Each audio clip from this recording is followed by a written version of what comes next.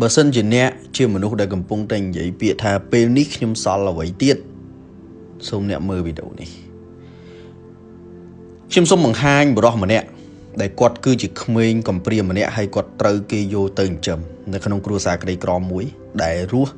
របាយ3ពេលក៏ពិបាកដែរគាត់មានម្ដាយចិញ្ចឹមជាអ្នករត់តុនៅក្នុងហាងមួយកន្លែងហើយគាត់គឺជាក្មេងកំព្រាម្នាក់ដែលមានជំងឺរៀនអត់ចេះគេហៅថា low IQ ឬក៏ mentality retard គាត់គ្មានមិត្តភ័ក្តិគាត់គ្មានចំណេះដឹងគាត់គ្មាន degree ល្អទេដោយសារតែការអសមត្ថភាពរបស់គាត់ពិបាកមែនទែននៅក្នុងការស្វែងរកការងារហើយនៅក្នុងថ្ងៃមួយគាត់ក៏បានក្លាយទៅជាពិធីករវិទ្យុមួយកន្លែងដោយការជំនះលើជោគវាសនាមួយរបស់ខ្លួនឯង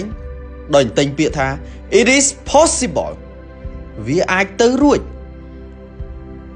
មិនយូរប៉ុន្មានដោយមើលឃើញពីសមត្ថភាពរបស់គាត់នៅក្នុងឆ្នាំ1993គាត់ក៏ត្រូវបានគេផ្ដល់ឱកាសមួយ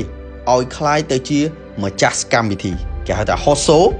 គឺ Lee Brown Show តែគួរស្ដាយគាត់ក៏ត្រូវគេដកចេញវិញដោយជំនួសនៅកម្មវិធីមួយផ្សេងទៀត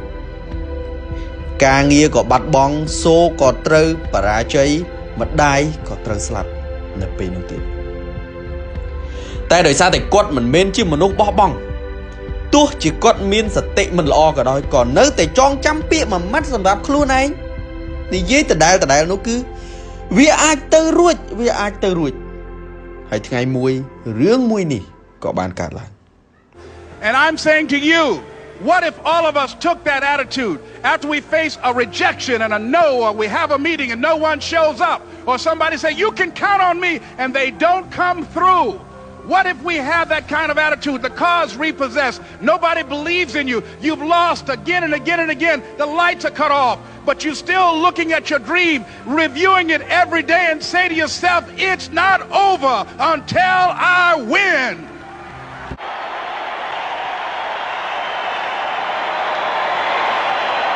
រឿងរបស់គាត់បានបង្រៀនយើងថាជីវិតយើងកើតមកវាអត់ដូចគ្នាទេប៉ុន្តែគ្រប់យ៉ាងគឺអាចទៅរួច